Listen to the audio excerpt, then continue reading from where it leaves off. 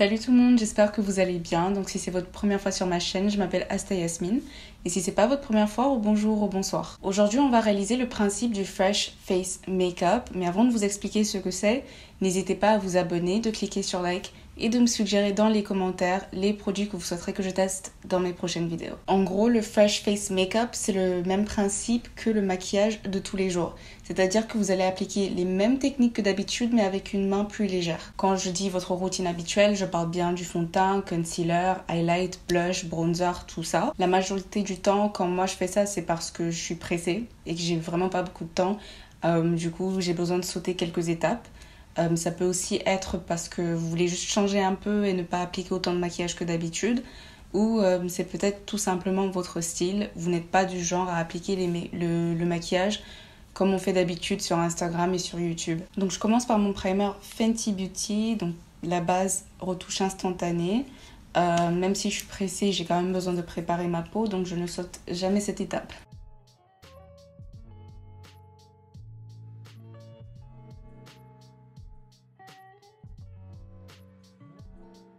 En temps normal, c'est à ce moment-là que je vais ajouter de la poudre libre de la marque Laura Mercier dans la teinte Medium Deep, juste pour m'aider à contrôler l'excès de sébum de mon visage. Enfin, sauf que là, je vous ai dit, la majorité du temps, je suis pressée, donc je décide de sauter cette étape. Et en plus de ça, en fait, mon sébum va me servir d'ingrédient pour rendre ma peau lumineuse. Et donc, on passe directement à l'étape du fond de teint. Et je vais utiliser le fond de teint Born This Way de la marque Too Faced. Et j'utilise la teinte Chai. Donc, je vais tout simplement ajouter une pompe que je vais placer de manière stratégique sur mon visage. Donc ça sera directement sur les endroits où ma peau est problématique. Donc notamment mes joues où j'ai quelques cicatrices, sur mon menton, là sur le front, en gros partout sur mon visage. C'est ce que j'essaye de dire.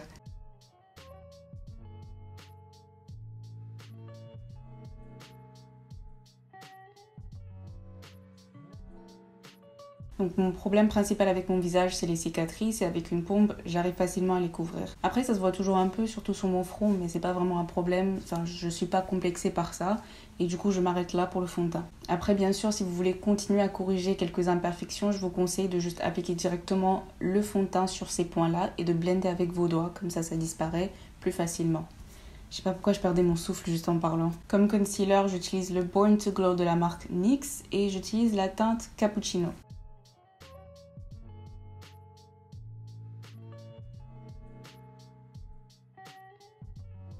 J'applique le concealer sur les endroits les plus sombres de mes cernes, c'est-à-dire vers le coin interne et le coin externe. Je l'applique également sur mon front, mon nez et mon menton parce que j'aime bien quand ces parties-là de mon visage sont illuminées. Pour blender ça, je vais utiliser un pinceau pour concealer. J'utilise le pinceau de la marque Zoeva numéro 142. En temps réel, j'ai vraiment pas le temps d'aller mouiller mon éponge. Et je sais que beaucoup de gens préfèrent utiliser l'éponge parce qu'ils disent que ça prend plus de temps avec le pinceau. Et c'est vrai. Si vous faites un look super élaboré, alors que là j'ai juste mis une petite quantité de concealer, du coup ça me pose pas de problème et j'arrive à être tout aussi efficace.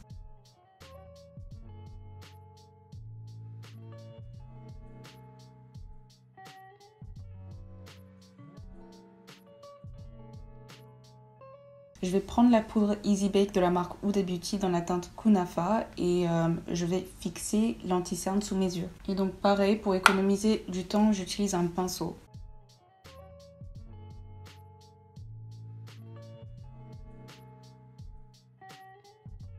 Pour fixer l'intégralité de mon visage, je vais utiliser la poudre de la marque MAC, donc c'est leur Mineralized Skin Finish dans la teinte Dark. Faut que je sois réaliste en fait parce que j'ai la peau grasse et si j'utilise pas un minimum de poudre, mon maquillage va beaucoup trop bouger et ça ne va pas durer très longtemps.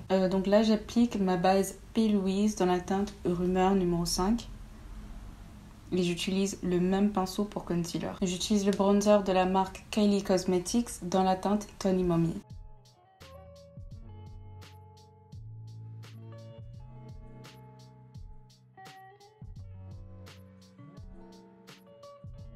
Donc je prends un pinceau plus petit pour faire le contouring de mon nez et en même temps je fais ma paupière avec la poudre du bronzer.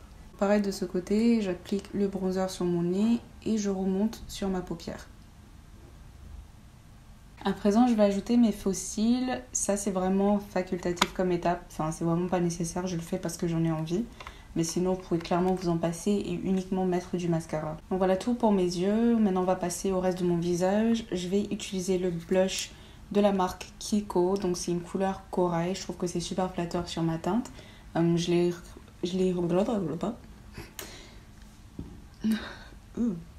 l'ai redécouvert dans ma dernière vidéo, pardon. Et j'arrête pas de l'utiliser depuis.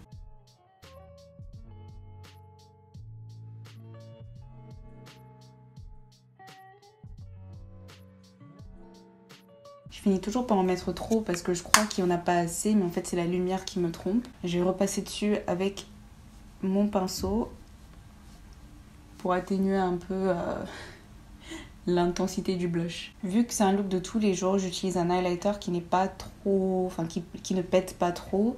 Donc c'est toujours de la marque Kiko, c'est leur highlighter Glow Fusion dans la teinte numéro 3.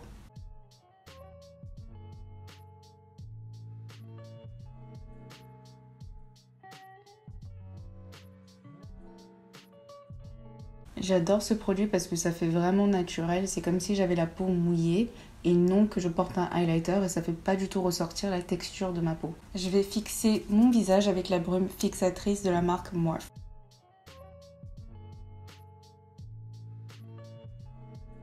Pour mes lèvres, ça reste assez simple, j'utilise un crayon marron foncé pour les tracer.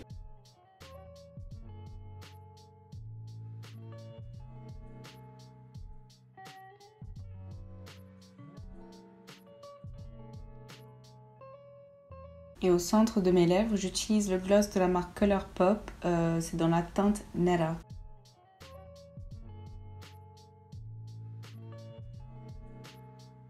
Vu que mes yeux sont très simples, là j'ai envie de rajouter un peu plus de paillettes sur mes lèvres. Du coup, je vais rajouter le gloss de la collaboration entre MAC et Aya Nakamura dans la teinte Nakamurance.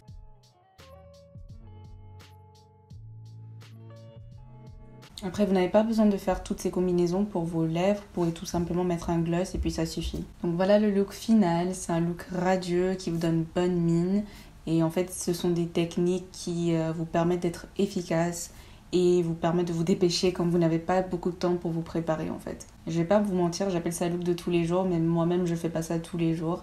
Pour aller à la fac, je mets de la crème teintée et puis basta. Même pas de mascara, je fais même pas mes sourcils, juste la crème teintée. J'espère que ce look vous a plu et que ces conseils vont vous aider. N'hésitez pas à vous abonner à ma chaîne, de cliquer sur like et à me suggérer dans les commentaires des produits que vous souhaiterez que je teste dans mes prochaines vidéos ou même des looks que vous aurez envie que je réalise dans mes prochaines vidéos. Des bisous. Mouah.